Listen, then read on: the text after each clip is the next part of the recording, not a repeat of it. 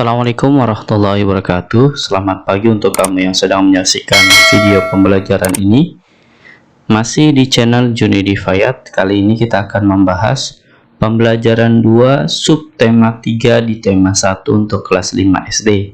Adapun materi yang akan kita pelajari pada video kita kali ini, yang pertama adalah penyakit atau kelainan pada alat gerak manusia. Kemudian materi yang kedua menentukan ide pokok berdasarkan gambar, dan yang terakhir adalah pengertian komik. Ketiga materi ini akan kita coba bahas dalam video kita kali ini. Oleh karenanya untuk kamu yang sedang menyaksikan video ini, yuk simak dan cermati video ini dengan baik sehingga kamu mudah dalam memahami materi yang akan saya jelaskan. Materi pertama seperti yang tadi saya sudah utarakan di awal ya, penyakit atau kelainan pada alat gerak manusia.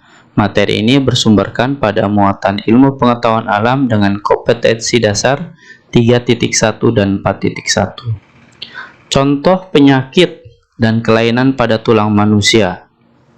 Yang pertama adalah retak dan patah tulang. Ini kemungkinan yang bisa terjadi pada siapapun dan pada usia berapapun. Nah, disebabkan oleh benturan benda keras berupa kecelakaan atau jatuh. Jadi retak dan patah tulangnya yang ada di manusia atau pada manusia itu bisa disebabkan karena dua hal ini ya.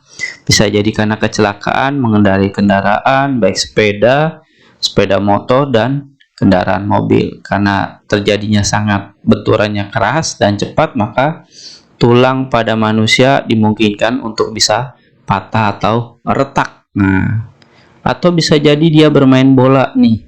Main bola kemudian dia terjatuh, maka posisi tulangnya tidak bisa menahan beban tubuhnya, maka bisa disebabkan juga retak dan patah pada bagian tubuhnya. Kemudian yang kedua adalah skoliosis, lordosis, dan kifosis. Nah, penyakit ini disebabkan karena posisi duduk manusia ya, atau kelainan tulang punggung. Nah, penyakit ini disebabkan karena posisi duduk manusia yang tidak benar atau tidak tepat, yang harusnya tidak mengalami penyakit yang seperti ini. Kemudian yang ketiga adalah penyakit rakitis, penyakit yang disebabkan kekurangan gizi seperti fosfor, kalsium, dan vitamin D. Ini juga penyakit atau kelainan yang ada pada tulang manusia. Lalu yang keempat, rickettsia. Nah, rickettsia ini adalah penyakit yang disebabkan kekurangan vitamin D yang menyebabkan tulang kaki tumbuh membengkok. Jadi kalau kamu perhatikan seseorang atau orang lain yang kamu perhatikan, kadang kakinya itu membentuk huruf O ya. Huruf O ketika dia berdiri atau membentuk huruf X. Nah, ini adalah penyakit yang disebabkan karena kekurangan vitamin D. Dan yang terakhir adalah osteoporosis. Adalah penyakit yang disebabkan karena pengeroposan tulang. Nah, penyakit ini kalau kita diamkan saja ini sangat berbahaya ya, karena menggerogoti atau membuat tulang kita menjadi keropos. Bahkan lebih parah daripada retak dan patah tulang. Ini adalah 5 kelainan dan 5 penyakit yang ada pada tulang manusia. Nah, di sini ada contohnya ya. Ini adalah kelainan tulang lordosis. Mudah-mudahan di sini kamu sudah bisa nih membedakan antara penyakit-penyakit yang ada pada kelainan tulang manusia. Nah, ini seperti yang tadi saya sudah utarakan. Kifosis, ini kifosis ya, berdasarkan gambar. Kifosis, lordosis, dan skoliosis adalah penyakit yang disebabkan karena faktor duduk yang salah pada diri manusia itu sendiri. Nah, kalau dia duduknya benar seperti yang D ini, maka dia tidak mengalami penyakit apapun atau penyakit kelainan yang ada pada tulang. Kifosis kenapa salah? Karena posisinya dia membungkuk. Nah, membungkuk sehingga tulangnya itu jadi belengkok seperti ini ya. Kemudian lordosis yang terlalu tegak sehingga tulangnya agak maju ke depan ya, tidak lurus. Dan yang terakhir adalah skoliosis yang ketiga, penyakit yang kalau menulis dia harus miring. miring ke kiri atau miring ke kanan. Nah, ini penyakit yang bukan bawaan, melainkan karena faktor kebiasaan duduk manusia itu sendiri. Sudah jelas ya, kamu dapat membedakan, dan suatu saat ketika kamu ada soal, baik itu soal pilihan ganda atau soal yang ada, kamu dapat membedakan mana kifosis, mana lordosis, dan mana skoliosis. Kita lanjut ke materi yang kedua, yaitu adalah menentukan ide pokok berdasarkan gambar. Materi ini diambil berdasarkan muatan bahasa Indonesia dengan kompetensi dasar 3.1 dan 4.1. Kalau kita perhatikan, kamu dapat menentukan ide pokok dari gambar. Nah, ini kalau lihat dari gambarnya ya, ada anak bahwa menyatakan bahwa kita itu dapat menentukan ide pokok dari suatu gambar. Caranya bagaimana? Yaitu caranya untuk menentukan ide pokok dari gambar, yang pertama adalah, dan ini wajib ya, perhatikan apa saja yang ada pada gambar dan bagaimana situasi dalam gambar. Ini yang harus kamu cermati. Jadi kita benar-benar harus cermat dalam mengamati gambar yang ada dan situasi pada gambar tersebut. Jadi kalau kita sudah bisa memperhatikan situasi dan bagaimana kondisi yang ada pada gambar, berarti kita sudah menerka, bisa mencermati dengan baik gambar yang ada. Kemudian setelah itu, yang kedua adalah kamu dapat menentukan ide pokok dari gambar berdasarkan objek-objek yang ada pada gambar tersebut. Nah, ini penting nih. Setelah kita mencermati gambar yang kita ingin buat atau ingin kita tentukan dari ide pokoknya, kita juga harus menentukan ide pokok dari gambar itu sendiri berdasarkan objek-objek yang ada. Jadi kalau objeknya apa, maka kita bisa menentukan ide pokoknya itu berkaitan dengan apa. Dua hal ini adalah langkah yang harus kita lewati tahap demi tahapnya, sehingga kita dapat dengan mudah menemukan ide pokok dari suatu gambar. Mudah-mudahan nanti ada soal ya. Suatu saat kalau kamu menemukan soal, ditanya dengan ide pokoknya dari gambarnya, kamu bisa ingat nih, dua hal langkah dalam menentukan ide pokok ini. Kita lanjut ke slide berikutnya, yaitu dengan materi yang ketiga, pengertian komik. Nah, materi ini adalah materi yang terakhir pada video kita kali ini, dan materi ini bersumberkan pada muatan SBDP dengan kompetensi dasar 3.1 dan 4.1. Komik adalah cerita bergambar yang bersifat lucu dan umumnya mudah dicerna, serta dibuat secara khas dengan paduan kata-kata. Nah, ini contoh komiknya ya. Komik Bella dan Kuil berkaitan dengan transportasi kejutan.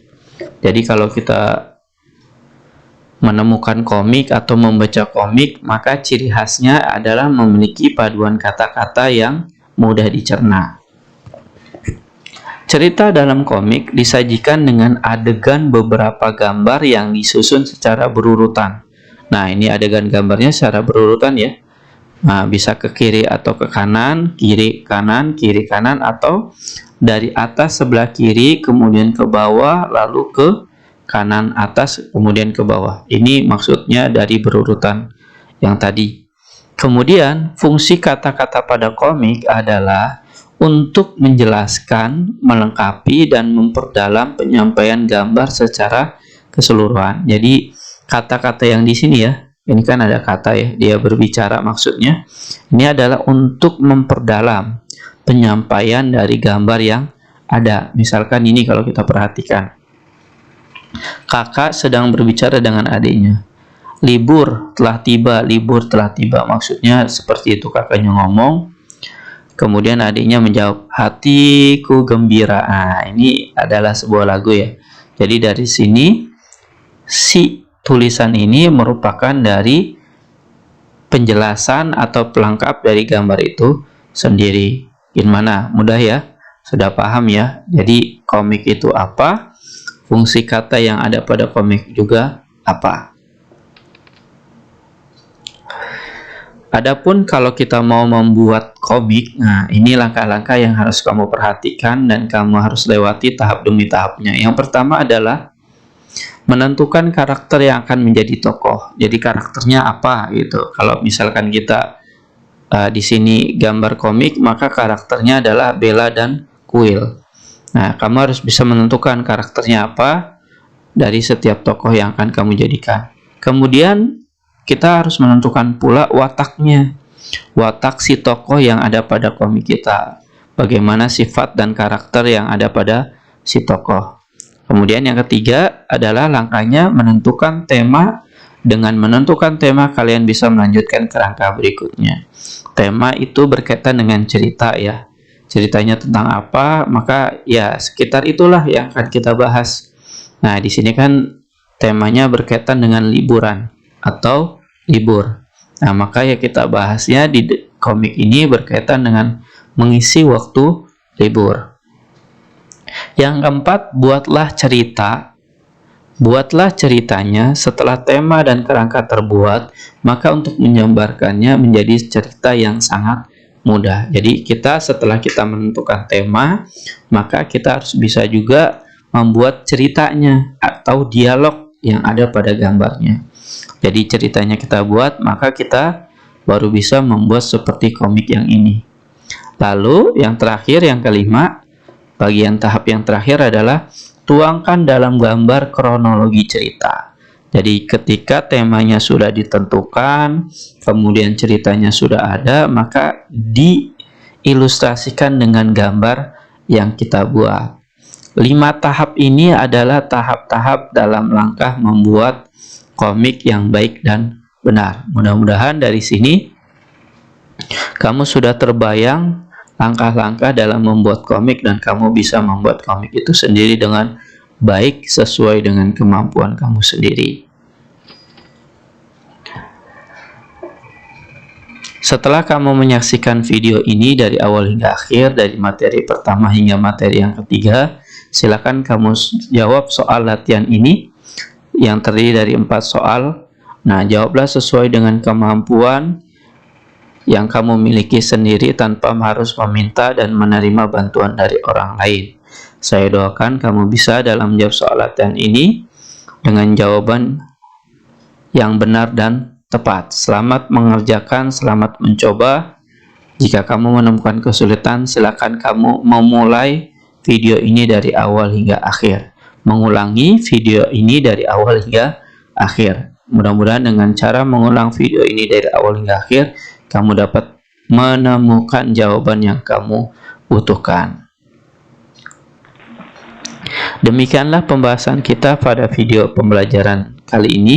Terima kasih telah menyaksikan video ini dari awal hingga akhir. Semoga dengan menyaksikan video ini kamu dapat menambah wawasan dan ilmu pengetahuan kamu. Wassalamualaikum warahmatullahi wabarakatuh.